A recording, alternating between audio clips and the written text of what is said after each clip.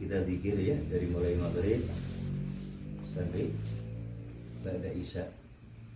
Tujuan daripada zikir hadirin sekalian ya, untuk menghidupkan cahaya Islam di dalam dada kita semua. Jadi kita bisa mengetahui apakah cahaya Islam di dalam dada kita ini hidup atau mati. Kalau seseorang zikir malas, berarti cahaya Islam tadi mau redup dan lagi nanti mati cahaya tadi.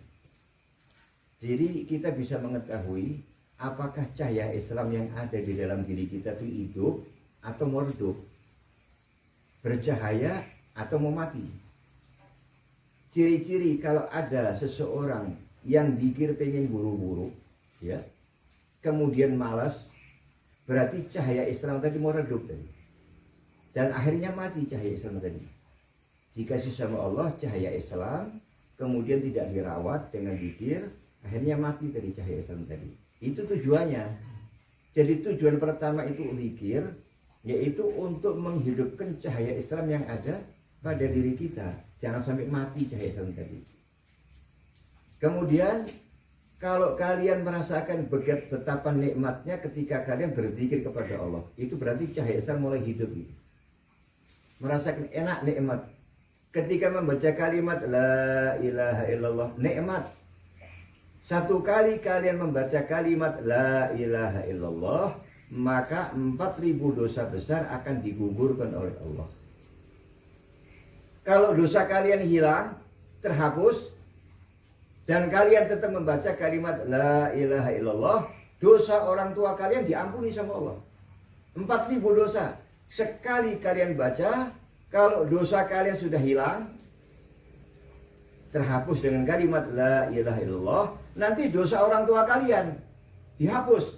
Satu kali baca kalian kalimat la ilaha illallah, maka 4.000 dosa besar orang tua kalian diampuni sama Allah.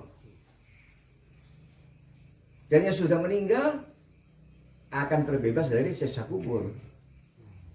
Kemudian setelah dosa orang tua kalian terhapus, maka dosa istri Anda diampuni sama Allah.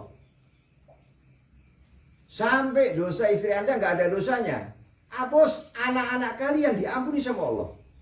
Jadi makin kalian banyak membaca kalimat la ilaha illallah, maka makin banyak orang yang mendapatkan pengampunan dari Allah Subhanahu wa ta'ala. Maka jangan malas baca kalimat la ilaha illallah. Dan kemudian juga dipanjangkan kalimatnya lam alifnya, bukan la ilaha illallah, la ilaha illallah, tapi dipanjangkan untuk mendapatkan 4.000 dosa-dosa besar diampuni oleh Allah, yaitu syaratnya la ilaha illallah. Lam alifnya dipanjangkan. Tapi kalau lam alifnya dipendekkan, tidak mendapatkan pengampunan 4.000 dosa besar. Itu jadi ciri-cirinya kalau kalian ini bahwa apabila berzikir merasa nyaman, enak, itu berarti cahaya Islam yang ada di dalam diri kalian bercahaya tuh. Nanti kalian sholawat enak, asik sholawat. Dengerin sholawat enak, sholawat juga enak. Ya. Kemudian senang kumpul para sholihin. Gak pengen duduk-duduk di tempat yang lalu, sudah nggak ada rasanya, nggak nikmat sudah. Udah daripada duduk di tempat-tempat yang lalu, mendingan duduk di rumah kumpul sama keluarga. Ya, nah ini ciri-ciri seperti itu. Jadi tujuan daripada zikir yaitu yang pertama, insya Allah nanti minggu depan akan diterangkan, ya 2 minggu lagi akan diterangkan. Yang pertama itu untuk menghidupkan cahaya Islam yang ada pada diri kita agar tidak mati cahaya Islam tadi. Ciri-cirinya kalau cahaya Islam tadi mulai hidup, kalian merasakan nikmat ketika berzikir kepada Allah. Ya, apalagi kalian bisa memahami maknanya.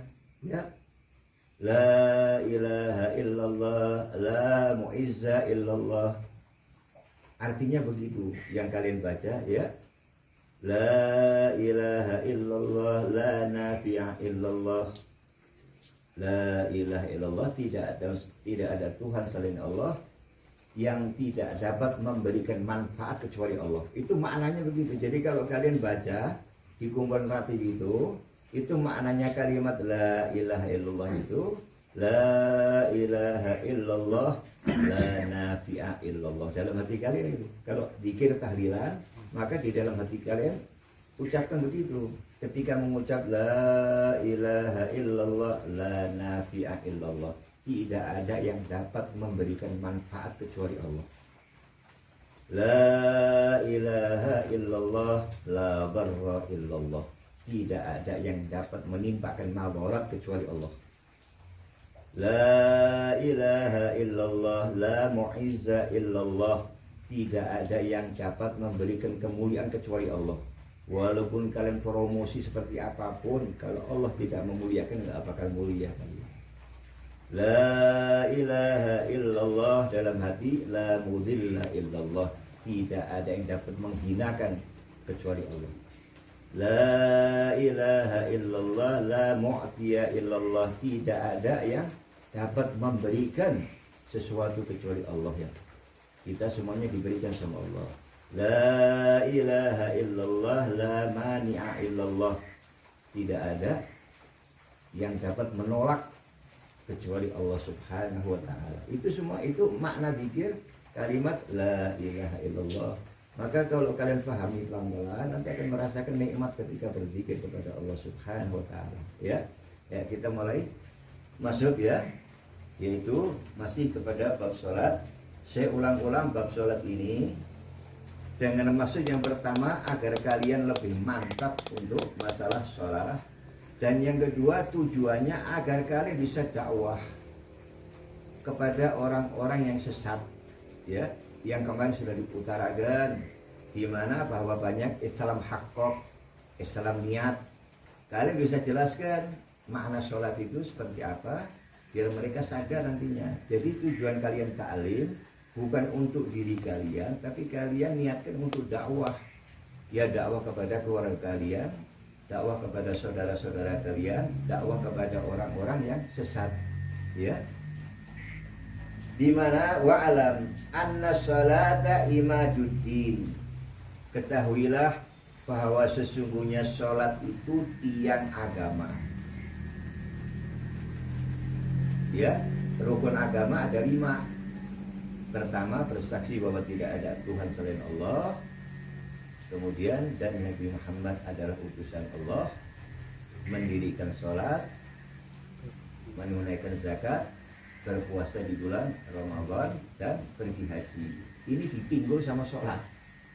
4 ini dipanggul sama sholat. Jadi kalau tiangnya nggak tegak, rubuh semua syahadatnya. Puasanya gugur, zakatnya gugur, hajinya gugur semuanya, tidak dikasih pahala sama Allah sama sekali. Yang penting itu sholatnya. Ini maka sholat dikatakan tiang agama. Wa tajallu mabaniyal Islam mil khamsi ba'da syahadatin. Yang kedudukannya itu sangat penting sholat ini, setelah yaitu 2 kalimat syahadat. Jadi sholat ini punya kedudukan yaitu setelah 2 kalimat syahadat. Apabila seseorang telah bersyahadat, maka harus dibuktikan lewat sholatnya. Kalau dia bersyahadat akan tetapi dia tidak menunaikan sholat, maka syahadatnya tidak dibenarkan oleh syarak. Jadi kalau dia sudah bersyahadat, wajib sholat, karena dia sudah bersaksi bahwa tidak ada Tuhan yang berhak disembah kecuali dia, sembah Allah, taati perintah Allah subhanahu wa ta'ala ya. Kama qala sallallahu alaihi wasallam, ja'a rajulun ila Rasulillah sallallahu alaihi wasallam wa qala ya Rasulullah ayyu a'mali ahabbu ilallah ta'ala fil Islam? Qala as-salatu li waqtiha, man taraka shalah fala dinalah, was-salatu imaduddin. Di mana disampaikan oleh baginda Rasulullah sallallahu alaihi wasallam, ada seorang laki-laki datang kepada baginda Rasul. Kemudian dia bertanya kepada baginda Rasul, ya Rasulullah, apakah amal yang paling dicintai oleh Allah di dalam Islam ini? Maka kata baginda Rasul, sholat pada waktunya. Kemarin insya Allah nanti diulang lagi. Kan sholat ada 2 pilihan ya, yaitu boleh pada saat dikumandangkan adzan kemudian sholat, boleh yaitu ikhtiar dengan memilih waktu yang leluasa, tapi syaratnya harus azan. Nanti insya Allah akan diulang kembali, ya, supaya paham. Tapi di hadis ini dikatakan bahwa yang paling dicintai oleh Allah adalah sholat tepat pada waktunya. Ini kalau mengambil harfiahnya daripada hadis tadi, ya. Maka barang siapa yang meninggalkan sholat, maka dia tidak punya agama. Nggak punya agama, nggak sholat. Ya, terus mau diapain kalau orang nggak sholat kalau mati? Mau disolatin nggak punya agama. Ya, agama yang diridhoi oleh Allah cuman Islam. Lah kalau nggak sholat kata Rasulullah nggak punya agama dia. Terus mau diapain? Mau ditahlilin? Oh nggak ada agamanya, kok mau ditahlilin gimana ceritanya? Nggak punya agama kok mau disolatin. Mau kata Rasulullah, orang yang meninggalkan sholat itu berarti dia nggak punya agama. Ya sudah, apa nggak tahu agama sudah. Ya, nggak usah disolatin, nggak usah ditahlilin, nggak punya agama. Ya. Wassalatu imaduddin, dan kata baginda Rasulullah, karena sholat itu adalah tiang daripada agama. Ya. Dan kemudian sholat ini dapat dijadikan barometer untuk mengukur keimanan seseorang. Ya. Kalau seseorang itu malas di dalam menunaikan sholat, berarti imannya lagi turun. Jadi kita bisa tahu orang itu rajin mengerjakan sholat atau dia malas-malasan mengerjakan sholat, itu bisa dipakai ukuran sholat ini untuk mengukur keimanan seseorang. Kita bisa lihat orang yang rajin sholat insya Allah imannya tangguh. Tapi kalau sudah malas sholat, udah imannya kendor gitu, ya.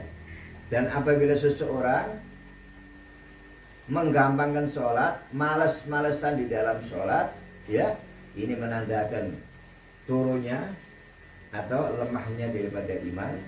Dan yang selanjutnya perlu diingat bahwa di mana hanya satu-satunya amalan sholat yang kalian langsung dilaporkan oleh orang tua kalian.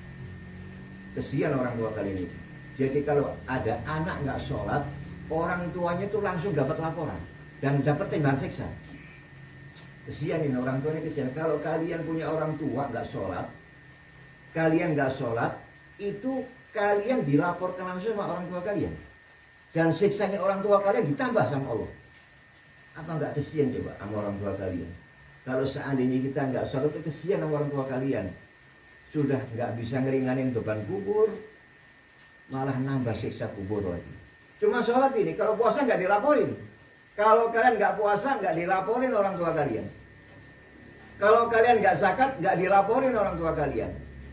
Tapi kalau sholat ditinggalkan, orang tua kalian dapat laporan langsung. Dan kemudian siksanya ditambah sama Allah di dalam kubur. Maka kesian sama orang-orang yang gampangkan sholat, dianggapnya itu bebannya datang ke dirinya sendiri, nggak taunya orang tuanya pun kena getahnya semuanya, ya. Dan kemudian di mana perlu diketahui bahwa orang Islam wa qawaiduddin salasa. Baginda Rasul bersabda bahwa tiang agama dan azas daripada agama ini ada 3. Alaihinna usisal Islam. Dan 3 perkara ini merupakan dasar daripada Islam. Man taraka wahidatan minhunna fahuwa biha kafir halalul jam. Barang siapa yang meninggalkan salah satunya, maka dia telah berbuat kafir dan darahnya halal dikocorkan, boleh dibunuh. Ya. Jadi ada 3 tali Islam dan merupakan tiang daripada Islam 3. Ini salah satunya nggak boleh ditinggalkan sama sekali. Mau keadaan apapun, mau kaya, mau miskin, ya, mau sakit, mau sehat, mau longgar, mau lagi repot, pokoknya 3 perkara ini tidak boleh ditinggalkan. Kalau salah satu ditinggalkan, kafir. Yang pertama adalah syahadatu alla ilaha illallah, persaksian bahwa tidak ada Tuhan selain Allah. Mau miskin ya wajib syahadat, mau kaya juga syahadat, mau keadaan kepepet ya syahadat, mau keadaan longgar syahadat, mau sakit syahadat, mau sehat syahadat. Pokoknya nggak boleh tinggalkan syahadat ini, wajib. Dan yang kedua adalah yaitu wassalatul maktubat, sholat yang 5 waktu. Dan yang ketiga wasyaumu Ramadan, dan puasa di bulan Ramadan. 3 perkara ini. Ini 3 perkara dalam keadaan bagaimanapun nggak boleh ditinggalkan. Kalau seseorang bersyahadat seperti kalian dari lahir ibu bapak kalian Islam, ketika kalian meninggalkan sholat tapi puasanya rajin, maka ketika syakaratul maut, ucapan 2 kalimat syahadat yang pernah Anda ucapkan akan dicabut sama Allah. Berarti Anda mati dalam keadaan kafir. Rajin puasanya, tapi nggak sholat. Ini dicabut sama Allah. Persaksiannya yang pernah diucapkan bahwa tidak ada Tuhan selain Allah dan Nabi Muhammad utusan Allah dicabut sama Allah dari dada kalian, sehingga dia mati su'ul khatimah, mati dalam keadaan kafir, ya, nggak bawa iman. Demikian juga apabila seseorang sudah bersyahadat, ya, kemudian sholatnya rajin, puasanya ditinggal, sama nanti pada saat dia menghadapi sakaratul maut, ucapan 2 kalimat syahadatnya akan dicabut oleh Allah Subhanahu wa ta'ala. Na'udzubillah. Ya, jangan sampai. Maka 3 perkara ini wajib ditinggalkan, wajib dikerjakan. Ya, la yaqbalullahu minhu syarfun wala adlun. Dan Allah tidak akan menerima ibadah sunnah kalian, dan Allah juga tidak akan menerima ibadah wajib kalian. Allah tidak menerima sedekah perak ataupun sedekah emas, diumpamakan seperti itu. Jadi kalau ada orang nggak sholat, wajib ngasih nafkah kepada keluarganya, nggak dikasih pahala sama Allah. Dia berbuat baik sama orang, nggak dikasih pahala sama Allah. Sedekah kepada fakir miskin, nggak dikasih pahala sama Allah. Ngasih biaya anak buat sekolah gak dikasih pahala sama Allah. Pokoknya kebaikan kalian gak diterima sama Allah. Begitu aja sudah. Mau baiknya seperti apapun, mau sedekah sebanyak apapun, Allah tidak akan menerima ibadah sunnahnya, juga ibadah wajibnya tidak diterima sama Allah. Rugi. Udah capek ngasih nafkah keluarga, tapi nggak dikasih pahala sama Allah. Udah ngasih jajan anak, nyekolahkan anak, nggak dikasih pahala sama Allah. Ya, capeknya sia-sia, nggak ada pahalanya sama sekali. Sayang, ya. Wa qala aidha, dan demikian juga baginda Rasulullah sallallahu alaihi wasallam bersabda, "Man taraka salata maktuban muta'ammidan faqad bari'at minhu dhimmatullah." Barang siapa yang meninggalkan sholat yang 5 waktu dengan sengaja, maka Allah berlepas diri, ya, dari jaminannya. Sudah, Allah tidak akan menghiraukan orang yang nggak sholat. Sudah, mau hidup semaumu silahkan, sudah, ya, nggak dihiraukan sama Allah lagi, ya.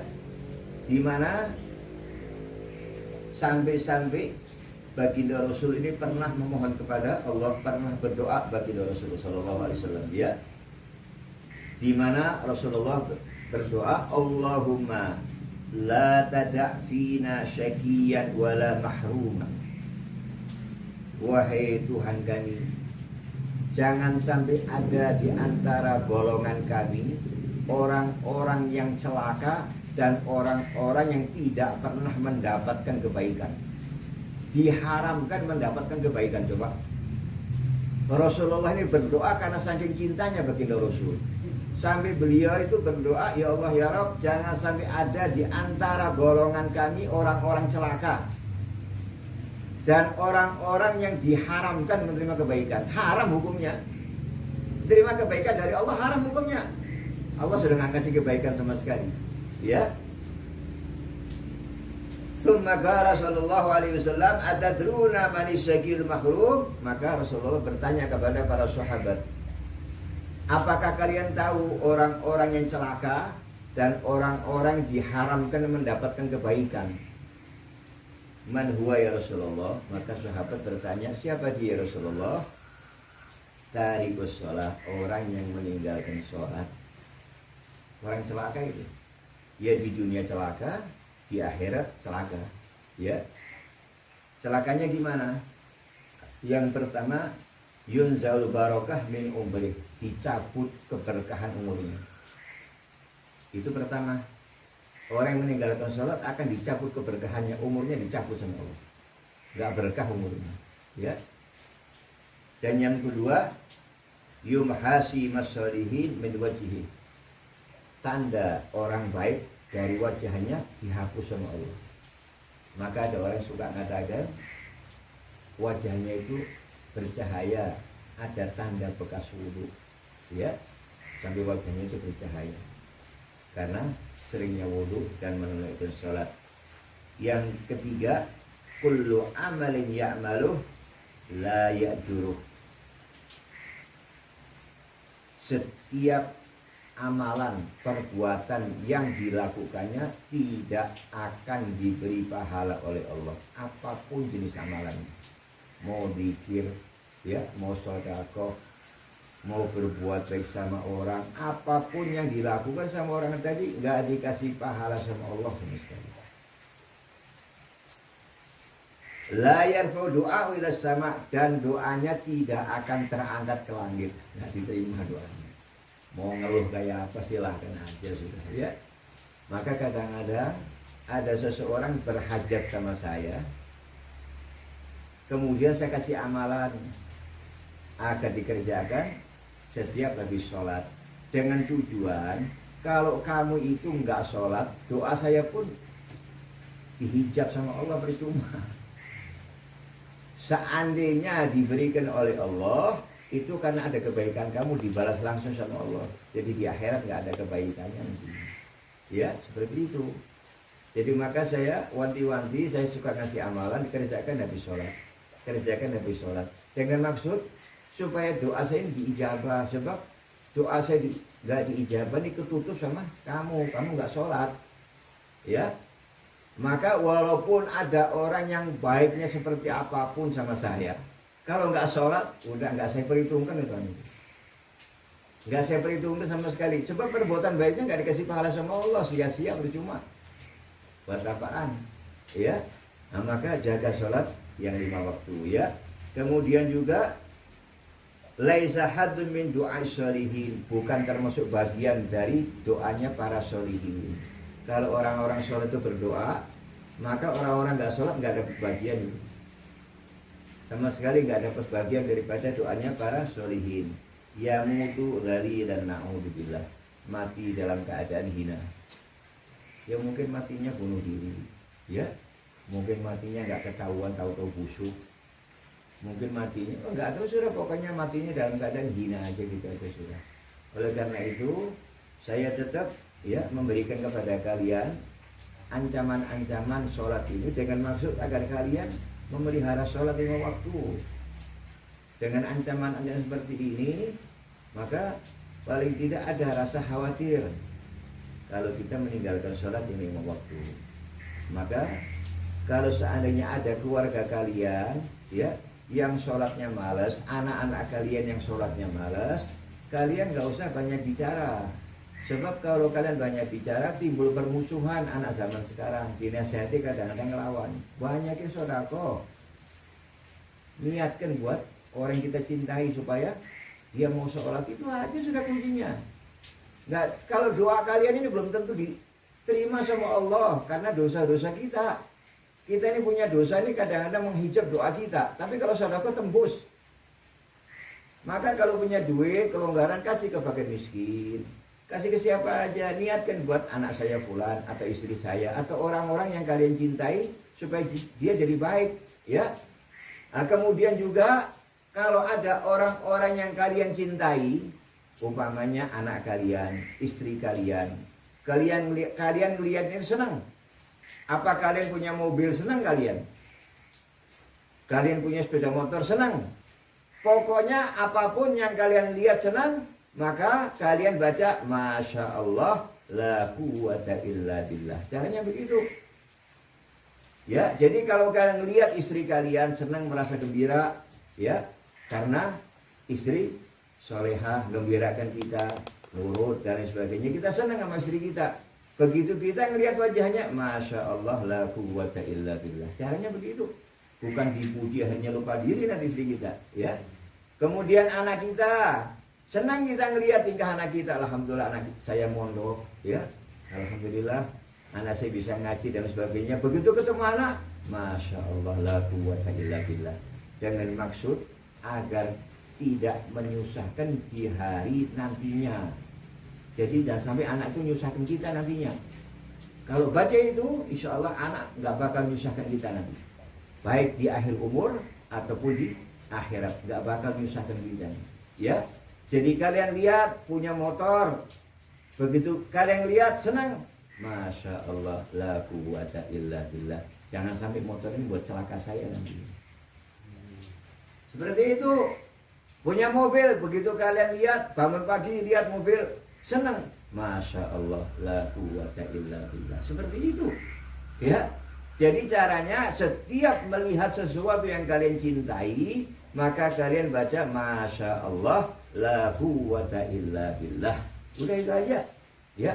Jangan pakai omongan orang-orang zaman sekarang geblek. Orang lihat mobil bagus geblek, ya. Digoblok-goblokan malah, ya. Udah orang-orang zaman sekarang memang orang-orang gaul, nggak usah diikutin dah begitu, ya. Kita ngikutin ajaran Rasulullah aja. Ya, ingat ya. Jadi kalau kalian, anak kalian susah dididik, susah untuk menunaikan sholat, istri kalian juga begitu sama, nggak mau taat sama suami, ya, nggak nurut, ngebantah kalau diajak ngomong. Kita ngucap sekali di 3 kali, kadang-kadang udah nggak usah banyak ngomong, sodakoin, udah itu aja. Kemana aja silakan saudara kalian, mau ke fuqara wal masakin, ya, mau ke anak yatim, mau kemana aja, niat aja buat orang yang kita cintai, istri kita atau anak kita atau saudara kita, siapa aja, ya, itu yang paling mustajab saudara itu. Jangan tinggalkan saudara, ya. Maka kalau kalian seandainya memiliki rezeki lebih, ada hajat seperti ini, beli aqua 15. Nggak harus 1 dus. Beli 5 taruh situ biar diminum sama jamaah. Punya setengah dus, beli setengah dus. 1 dus, 1 dus, itu aja semampu kalian. Jadi nggak ada paksaan. Tapi yang jelas kalian niat bahwa saya ingin supaya orang yang saya cintai ini jadi baik, ya. Dan kalau mendengar, melihat, ya, sesuatu yang kalian cintai, kalian ucap Masya Allah la quwata illa billah. Jadi seperti itu, ya. Ya, tetap nanti sebelum ke sholat, tetap saya akan berikan ancaman-ancaman masalah sholat supaya kalian hati-hati di dalam sholat, ya. Kemudian kemarin, ya, kita sudah membahas dikit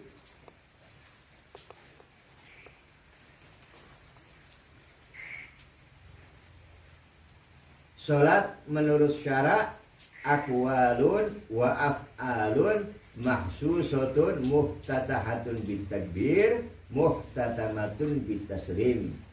Sholat menurut syarak yaitu beberapa ucapan dan beberapa perbuatan yang khusus, ada ketentuannya, ya. Ucapannya khusus, gerakannya pun khusus, ada ketetapannya, ada ketentuannya, yang dibuka dengan takbir dan yang diakhiri ditutup dengan salam, ya. Nah ini kalau ada orang katakan yang penting niat, loh gimana sih sholat itu beberapa ucapan dan gerakan, kok nggak pakai ucapan gerakan, kamu cuma niat aja. Itu begitu Islam hakok itu. Islam hakok itu yang penting niat. Udah nggak usah wudhu, nggak usah sholat. Kasih tahu, loh kamu tuh tahu makna sholat nggak? Sholat itu beberapa ucapan dan beberapa gerakan. Nah kamu tuh ngucap aja enggak kok. Ya. Nah ini benerin orang-orang seperti itu, benerin ya. Wasumiyat bidzalik listimaliha ala sholat, dinamakan seperti itu, sholat itu seperti itu dinamakan ya, yaitu aqwalun wa af'alun mahsusatun muhtatamatun bitakbir wa muhtatamatun bitaslim. Sedangkan menurut lughah yaitu doa. Wal mafrudatul ainiyatu khamsun fi kulli yaumin wa lailatin ma'lumatun minad din bil darurah. Dan kewajiban sholat ya, sholat fardu ain ini yaitu ada 5 yang wajib dikerjakan 1 hari 1 malam yang dapat diketahui dari agama dengan mudah. Fayakfuru jahiduha, maka kafir orang-orang yang menentangnya. Kafir. Kalau ada yang mengatakan sholat cuma 3 waktu, kafir itu. Ya, sholat 5 waktu ketetapannya. Ya, yang ngajarkan siapa? Yang ngajarkan Jibril. Jibril datang ke Rasulullah waktu Rasulullah setelah turun dari langit Isra Mi'raj, maka pada saat itu zuhurnya Jibril turun ngajarin Rasulullah cara sholat zuhur. Asar turun lagi Jibril ngajarin cara sholat asar. Maghrib turun lagi Jibril ngajarin sholat maghrib. Isya turun lagi Jibril ngajarin sholat isya. Subuh turun lagi 2 hari Jibril ngajarin baginda Rasul. 5 waktu. Jadi sholat yang ngajarin siapa? Malaikat Jibril. Ya. Nah, kemudian walam tajtami hadhil khamsu li ghairi nabiyina Muhammadin sallallahu alaihi wasallam, dan tidak terkumpul sholat yang 5 waktu ini melainkan kepada Nabi kita Nabi Muhammad sallallahu alaihi wasallam. Bahagia ya kali ini ya. Kalian harus senang, bahagia kali ini. Semua Nabi nggak dapat ya sholat 5 waktu.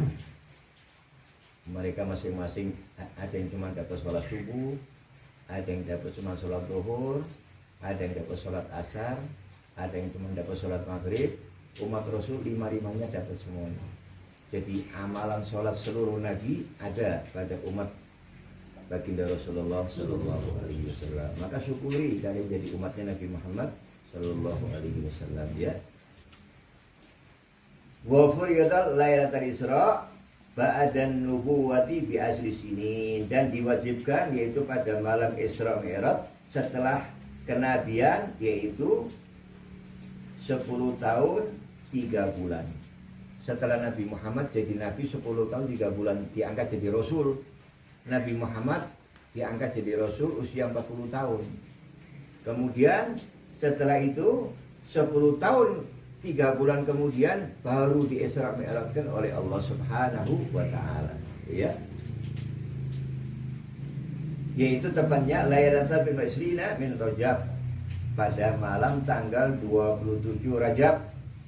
Walam tajib subhu yaumi tilka lailah li adamil ilmi bi kaifiyatiha. Pada saat Rasulullah turun Mi'raj, maka tidak diwajibkan sholat subuh. Ya belum tahu Rasulullah gimana cara sholat subuh. Oh turunnya juga subuh. Rasulullah Mi'raj turunnya subuh. Jadi nggak sholat waktu itu. Nggak sholat karena apa? Karena belum tahu gimana tata cara sholat subuh. Baru zuhurnya Jibril turun ngajarin kepada baginda Rasul. Asarnya turun ngajarin lagi kepada baginda Rasul. Maghribnya, isya'nya turun. Subuhnya besok turun ngajarin kepada baginda Rasul. Jadi Rasulullah diajarkan oleh malaikat Jibril sholat 5 kali di dalam 1 hari 1 malam, 2 kali. 2 hari diajarkan oleh malaikat Jibril alaihissalam ya. Nah kemudian innama tajibul maktubatu ay salawatul khamsu ala kulli muslimin mukallaf ay baligh akil dzakarin aw ghairi. Salat yang 5 waktu ini diwajibkan atas setiap muslim yang mukallaf, yang sudah terkena beban hukum, maksudnya sudah balik ya, yaitu pertama dia sudah balik dan berakal, baik dia laki-laki ataupun perempuan, tohirin dan yang suci, ya. Jadi ingat, jadi sholat wajib bagi orang-orang muslim yang sudah mukallaf, yang sudah balik, sudah akil dan suci. Ingat, suci ya harus. Jadi kalau ada istri kalian haid wudu, haram hukumnya. Hati-hati kan ya. Jangan sampai kalian nanti nggak tahu, istri kalian ditanya, kenapa kamu wudu? Kan nggak sholat. Ya nggak apa-apa, pengen wudu aja. Hukumnya haram wudunya. Nggak boleh. Ini kadang-kadang kita tidak memahami, ya. Maka kalau seseorang sudah terkena 4 perkara ini, maka dia wajib untuk sholat.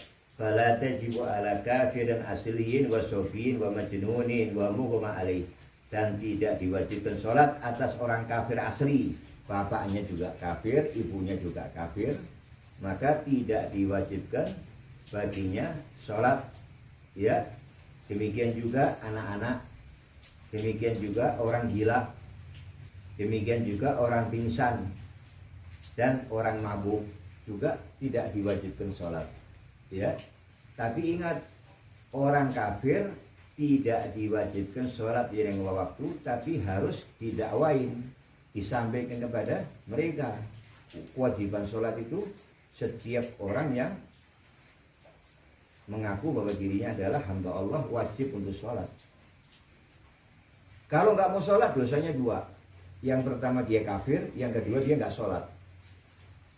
2 dosanya. Jangan dikira kalau orang kafir itu nggak wajib sholat, mendingan jadi kafir lah. Ya, nggak usah sholat jadi. 2 dosanya. Yang pertama dia kafir, yang kedua dia ninggalkan sholat. Di akhirat nanti bakal dua kali lipat dosanya. Adabnya 2 kali lipat. Yang pertama dia tidak mau mengakui bahwa tidak ada Tuhan selain Allah dan Nabi Muhammad utusan Allah. Yang kedua dia meninggalkan sholat, ya. Demikian juga bagi anak-anak nggak wajib sholat. Anak-anak nggak wajib sholat, ya. Maka jangan suka maksa anak kalian. Kalau belum wajib jangan dimarahin, nggak boleh, ya. Diajak silakan, tapi dimarahin jangan, dia belum kena kewajiban sholat, ya. Kemudian juga orang yang gila nggak wajib sholat, tapi gilanya bukan disengaja. Gila mikirin dunia sampai gila, wajib sholat dia itu. Jadi orang kalau gila karena mikirin dunia, usaha jatuh atau keadaan sepi seperti ini, sampai dia stres gila, wajib sholat itu. Kalau sholat gak diterima, nggak punya akal, gimana coba? Apa nggak kasihan? Sholat gak diterima, tapi wajib sholat orang begitu. Karena apa? Gilanya disengaja, urusan duniawi itu gilanya. Wajib dia sholat, ya. Kemudian juga orang yang pingsan, itu nggak wajib sholat, tapi juga nggak disengaja pingsannya. Umpamanya kalian ini kalau mencium sesuatu pingsan, bau parfum apa, pingsan, bau aroma yang tertentu, kalian ini pingsan. Sengaja kalian cium pingsan, wajib sholat itu. Wajib hukumnya, nggak boleh ditinggalkan itu. Atau kalian dikasih tahu, jangan lewat sana, bau bangkai, kamu tuh nanti muntah, pingsan. Lewat sana sengaja, itu pingsannya disengaja itu, ya. Atau mabuknya juga disengaja, ya. Artinya mabuk-mabuk, tahu dia kalau umpamanya dia itu naik kapal mabuk, malah naik kapal nggak mau naik bis, ya. Tahu dia kalau dia itu di ketinggian di pesawat mabuk, ya, sengaja dia naik, padahal bisa naik yang lainnya, sengaja mabuknya itu disengaja namanya mabuknya, itu wajib sholat tetap, ya.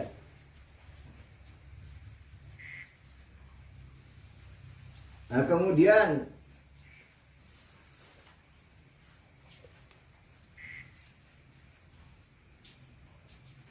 wala ala haidin walubasa, dan demikian juga tidak wajib sholat bagi orang yang haid dan orang yang nifas.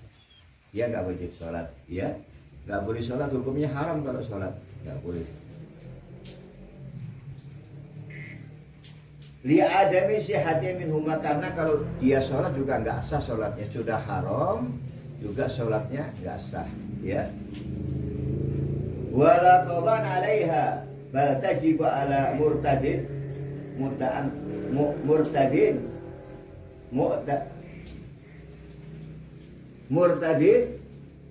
wa muta'addin bisakarin, ya.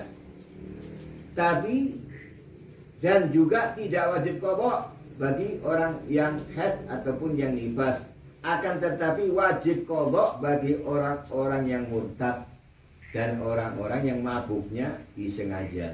Ini wajib qadha, ya. Jadi kalau pingsannya disengaja, maghrumnya, gilanya disengaja, ini wajib untuk mengqadha daripada sholat. Wa yuqtalu al muslim mukallaf tahirun haddan bi dharbi unuki, dan hukumnya, ya, dia ini orang yang mengaku dirinya itu Islam, ya, kemudian dan dia dalam keadaan suci sampai dia itu ngelantarin waktu sholat sampai keluar dari waktunya, sengaja sampai keluar dari waktu penjamaahnya. Ingat, waktu penjamaahnya begini, kalian sholat zuhur, asar, itu bisa dijamak zuhur, asar. Dia zuhur nggak sholat, asar nggak sholat, sampai keluar saja maghrib. Begitu, bukan masuk asar, bukan, tapi dia zuhur gampang kan, ngelalaikan sholat, ya. Umpamanya dia main sesuatu sampai dia lupa, ya, main catur atau main lainnya lupa sampai waktu asar, itu boleh sholat masih. Tapi kalau sudah waktu maghrib berarti keluar dari waktu penjamaahnya, sebab zuhur sama asar bisa dijamak. Nah, kalau dia sampai maghrib, zuhurnya nggak sholat, asarnya nggak sholat, masuk waktu maghrib, maka orang tadi boleh dibunuh. Na'udzubillah. Insyaallah. Jadi gimana ya? Jadi kalau ada orang sampai keluar dua waktu ini boleh dibunuh ini, ya. Sampai seperti itu hukum orang yang meninggalkan sholat seperti itu, ya. Nah kalau 5 waktu nggak sholat semua gimana? Dimutilasi udah, ya. Nggak dibunuh, mutilasi aja udah. Nah, 5 waktu nggak sholat, ya. Kadang-kadang tahunan nggak sholat, ya. Sholatnya kalau ingat aja Idul Fitri Islam iring, ya. Atau kadang-kadang Jumat aja dia ingat, tapi sholatnya enggak. Ingat dari Jumat, sholatnya enggak. Tapi kalau Idul Fitri dia sholat, ya. Islam iringnya iring setahun sekali namanya. Nah, kemudian in kana kasalan ma'i'tiqadi wujubiha, kalau dia tuh malas ngerjain sholat, udah datang duhur malas-malasan, entar waktu asar masuk, entar maghrib udah, sholat duhur enggak, sholat asar enggak, maka orang seperti itu hukumnya boleh dibunuh, ya. Nah, karena kita negara-negara, ya, hukum nggak bisa kita seperti itu, ya. Tapi kita melihat betapa beratnya orang meninggalkan sholat seperti itu sampai boleh dibunuh hukumnya. Kalau dia itu masih mengakui, ya, bahwa sholat itu wajib atas dirinya, itu boleh dibunuh orang seperti itu, ya. Illam yatub ba'da istitabah, kalau dia nggak mau tobat setelah diperintah untuk tobat, ini boleh dibunuh, ya. Tapi perintah untuk tobat hukumnya sunnah, memerintahkan untuk tobat hukumnya sunnah, ya.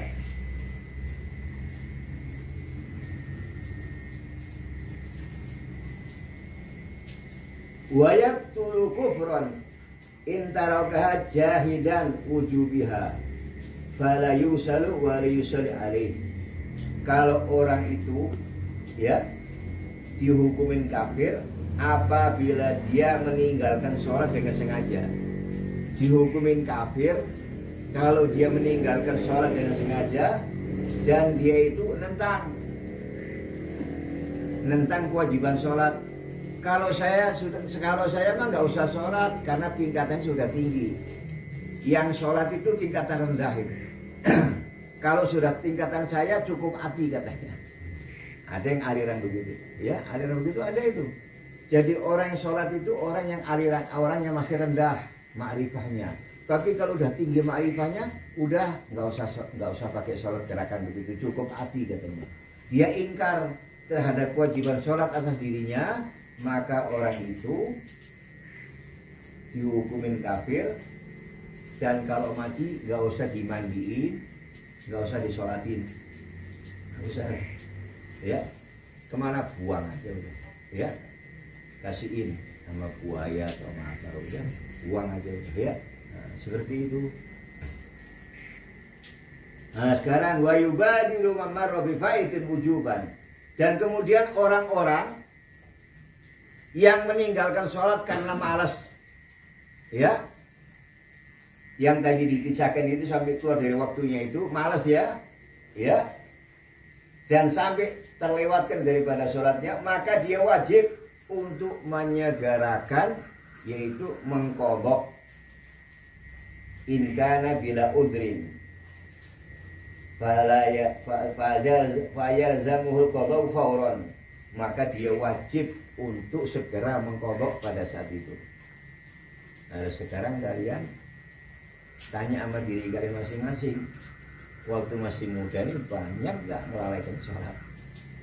Dan sudah qadha belum? Hukumnya qadha pada saat itu juga.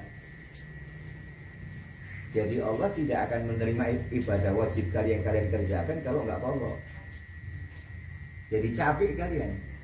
Kalian sholat sekarang ini, umpamanya kalian sholat rajin 5 waktu, tapi qadhanya nggak kalian kerjain. Sholatnya itu yang sekarang nggak diterima sama Allah, karena kalian belum bayar utang. Utangnya bayar dulu, baru sholat wajib. Maka kalau sudah tahu masa muda saya banyak melalaikan sholat, kalau ada waktu longgar kerjakan qadha. Sampai 3 hari nggak apa-apa, subuh 2 kali. Waktu subuh kalian bangun jam 4, qadha subuh 3 kali. Abad ngotot 3 hari. Zuhur longgar, qadha 3 kali. Asar longgar, qadha, terserah kalian. Mau 2 kali boleh, atau mau sekali. Sebelum sholat wajib, sebelum sholat ada, qadha dulu. Sebelum sholat subuh, qadha sholat subuh dulu. Ya, hukumnya gimana? Wajib qadha. Ini banyak orang-orang yang nggak tahu kalau qadha subuh bacanya pelan-pelan.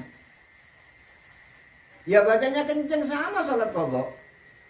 Ya, umpamanya kalian qadha sholat subuh, duhur, nggak apa-apa. Waktu duhur kalian qadha sholat subuh, nggak apa-apa. Nanti qadha subuh, nanti qadha duhur, baru sholat duhur, nggak apa-apa. Kalau kalian qadha sholat subuh, waktu duhur, ya kenceng, jangan pelan. Wong subuh jahar kok. Kemudian kalian kalau bangun jam 7, ya, umpamanya bangun jam 7, malu sama tetangga. Kalau sholat subuh kenceng, ketahuan sama tetangga. Ya memang harus kenceng, ngapain malu? Pakai kunut ya pakai kunut, sama seperti sholat kalian subuh, sama sudah begitu itu sudah. Ya pakai kunut, ya suaranya jahar. Oleh karena itu, apabila seseorang yang dia lupa atau nggak tahu bahwa apabila ada sholat yang harus suaranya keluar keras, dia nggak bersuara, ya pelan, sir, maka ketika dia habis sholat mengucap astagfirullahaladzim, astagfirullahaladzim la ilaha illa huwal hayyul qayyum wa atubu ilaih, itu kalian diampuni sama Allah dosa-dosa kalian. Jadi kalau qadha salat ya yang kencang suaranya. Ya kalau salat subuh ya jahar ya jahar. Salat maghrib jahar ya jahar. Salat asar, salat isya jahar ya jahar. Maka kalau qadha subuh jangan di masjid. Kalian mau salat Jumatan, qadha subuh pakai kunut, orang bingung ini. Ya bingung. Ya. Nah, nanti juga di rumah ada jam 7. Malu sama tetangga kalau subuh kencang. Salah sendiri bangun kesiangan. Rasulullah pun pernah ngobok waktu kebetulan Rasulullah jalan-jalan sama pergi musafir sama Sayyidina Bilal. kemudian istirahat di gua karena kemalaman, istirahat dulu. Maka Rasulullah mewanti-wanti pesan sama Bilal, wahai Bilal, aku ini ngantuk banget, pengen tidur sebentar. Kata Bilal, ya Rasulullah, engkau tidur, nanti aku yang bangunin. Aku jaga. Ya sudah, akhirnya Rasulullah tidur. Bilal ikut tidur, jam 7 baru bangun. Kata Rasulullah, ya Bilal, engkau ini janji katanya mau bangunin aku. Ya Rasulullah, keadaanku juga sama-sama engkau ngantuk sama. Akhirnya Rasulullah qadha subuh, ya qomat dulu. Ya adzan, ya qomat. Adzan, qomat. Sholat subuh ya jahar. Ya pakai qunut, sama begitu. Maka kalian kalau sudah qadha ya jangan malu. Namanya qadha, kenapa harus malu sama orang? Memang begitu hukumnya. Ya adzan dulu. Ya kemudian qomat, kemudian suaranya jahar. Kalau subuh ya pakai kunut, sama seperti itu.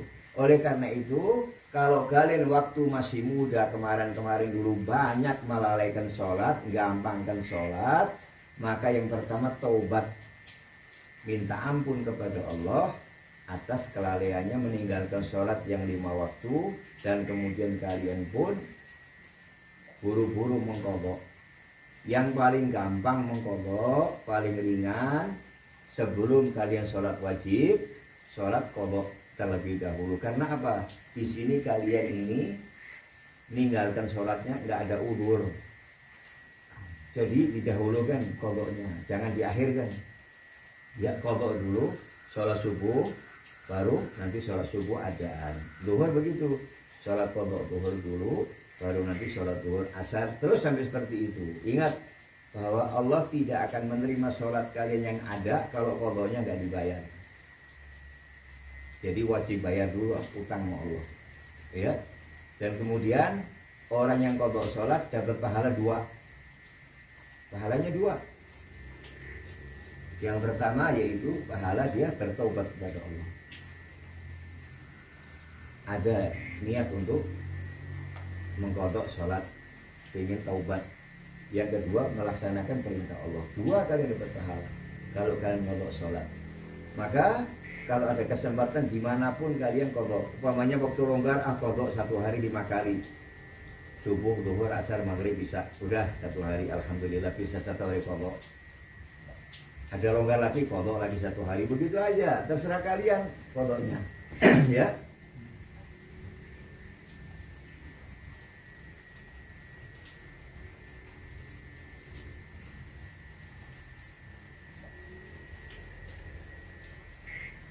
Di sini sampai dikatakan ya, walaupun toh dia sampai apa namanya,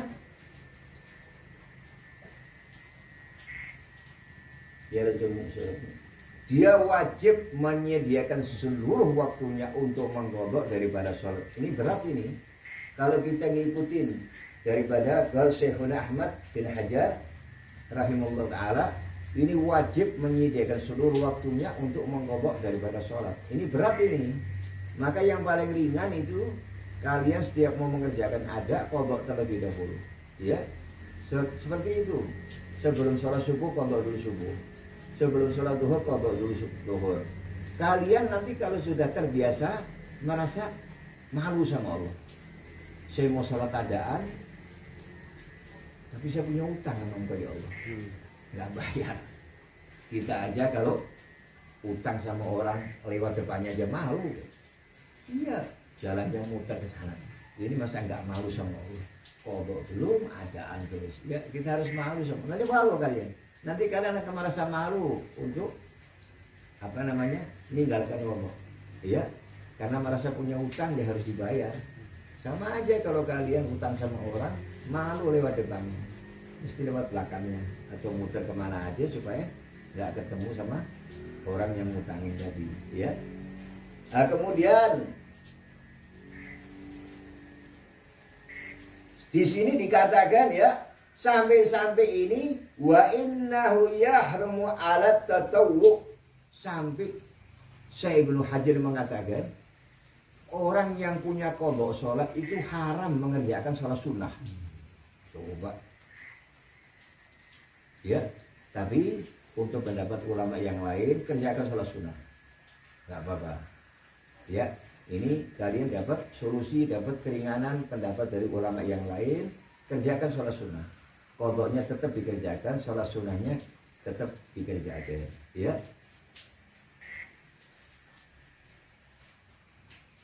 Wa yubadiru nudban in fata bi udrin kanaumin lam yata'adda wa nisyanin kadzalik.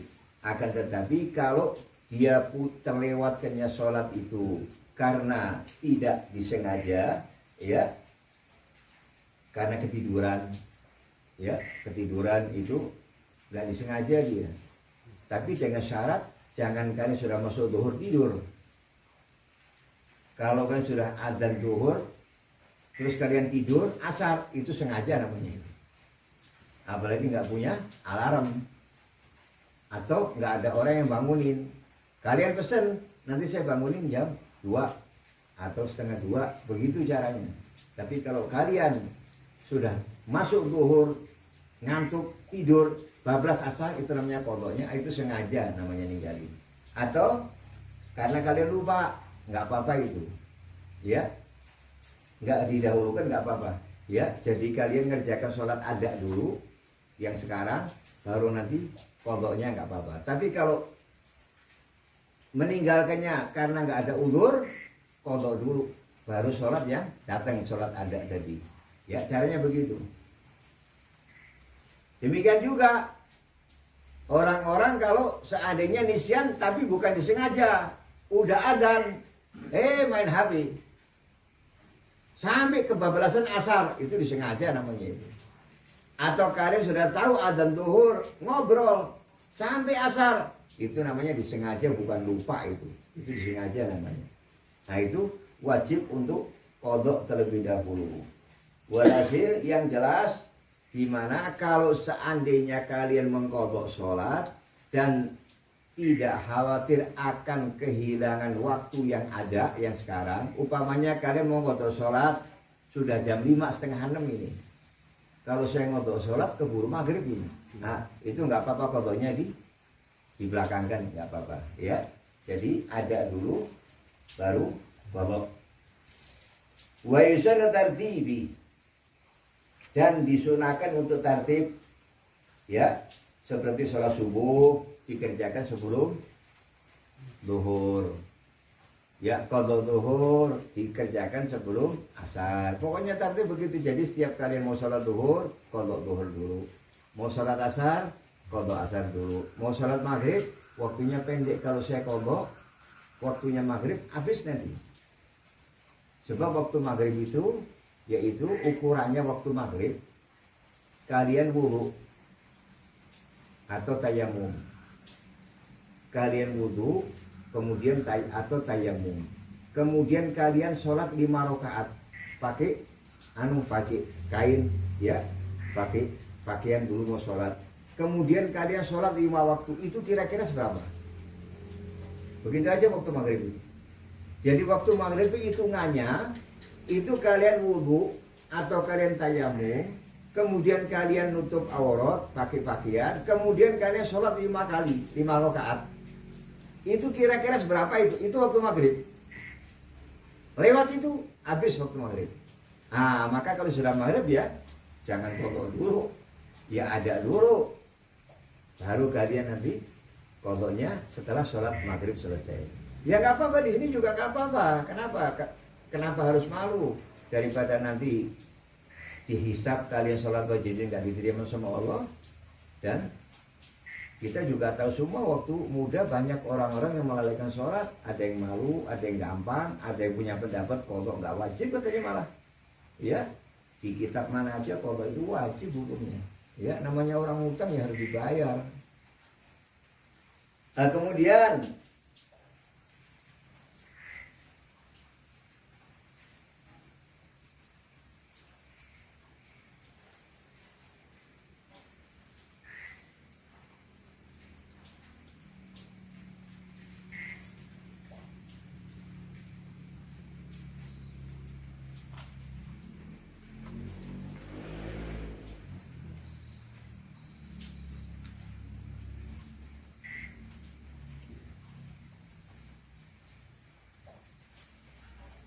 Ya ini saya lupa udah saya terangkan tadi ya. Ini sharingnya biar agak cepet ya melumpasnya ya.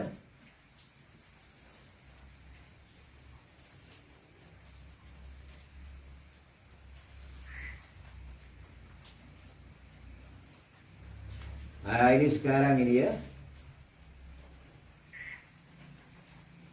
Tanbih man mata wa alaihi salatun fardhin lam tuqda wa la tufda anhu. Ingat, ini ada pendapat ini yang banyak berkembang di masyarakat umum ya. Bahwa di mana barang siapa yang mati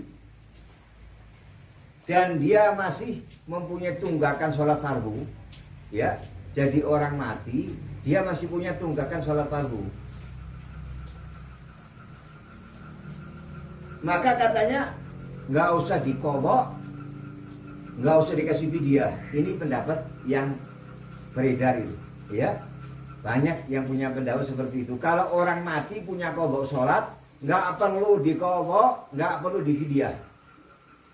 Kata pendapat salah seorang ulama, ya. Akan tetapi di dalam satu kaul annahu tuf'alu anhu awsa biha amla. Seperti yaitu ada yang mengatakan bahwa sesungguhnya qadha tadi itu dikerjakan baik dia berwasiat atau tidak. Jadi kalau kalian itu punya teman akrab ini, saya lihat waktu dia sakit itu nggak sholat itu. Maka ketika dia meninggal kalian hitung, nah, kalian qadhakan sholat teman kalian, nggak apa-apa, ya. Ini yaitu dikisahkan kisah ini dari yaitu Imam Ibadi An-Syafi'i, ya. Jadi ada seorang imam namanya Imam Ibadi, dia mengqadhakan yaitu temannya yang meninggal. Jadi temannya meninggal, maka diqadhakan sholatnya. Wa fa'ala bisubki, sesubki juga sama. Sesubki ini punya teman juga, dia meninggal temannya, maka sholatnya diqadhakan sama dia. Jadi kalian kalau punya teman akrab dan dia meninggal dan dia punya qadha sholat, qadhakan nggak apa-apa, nggak harus keluarganya. Kalian boleh qadhakan sholat untuk dia, ya, nggak apa-apa itu. Dan kemudian yang selanjutnya ingat, kalau sakitnya nggak dibawa mati. Umpamanya ada orang sakit sampai dia nggak sadar, sakit nggak sadar. Begitu dia tahu-tahu sadar, terus nggak lama meninggal, mungkin 2 jam 3 jam meninggal, ya. Maka nggak sadarnya nggak usah diqadha, nggak sadarnya nggak usah dikasih fidyah. Yang dikasih fidyah yang ini aja, yang dia sadar ini waktu apa ini? Oh, waktu duhur, berarti qadha aja duhurnya udah. Nggak usah harus dia sakit selamanya, enggak. Jadi syaratnya orang wajib sholat harus punya akal, sedangkan dia nggak punya akal, nggak sadar. Kan itu, ya. Jadi jangan ngitung orang waktu sakit nggak sadar. Yang sadarnya dihitung Allah, tapi sakitnya nggak sadar nggak usah dihitung itu, ya. Nah kemudian untuk selanjutnya, insya Allah nanti akan diterangkan, ya. Wayu marugusiban sibian sobian zakarin au unsa. Nah ini diperintahkan nanti untuk yaitu anak-anak kita, baik anak-anak laki, ya, ataupun perempuan untuk sholat. Insya Allah ancamannya nanti, ya, sampai kalian diharamkan untuk memberi makan kepada anak kalian yang nggak sholat. Na'udzubillah. Haram hukumnya. Jadi kalau kalian punya anak nggak sholat, maka kalian ngasih makan, minum, tempat berteduh itu haram hukumnya. Atau nggak kesian juga. Mau diusir dia harus kemana? Nggak dikasih makan, belum bisa cari makan, udah disodakoin aja. Sodakoin sampai dia mau menunaikan sholat. Insya Allah ya, mudah-mudahan anak-anak kita, keluarga kita semuanya termasuk orang-orang yang mendirikan sholat ya.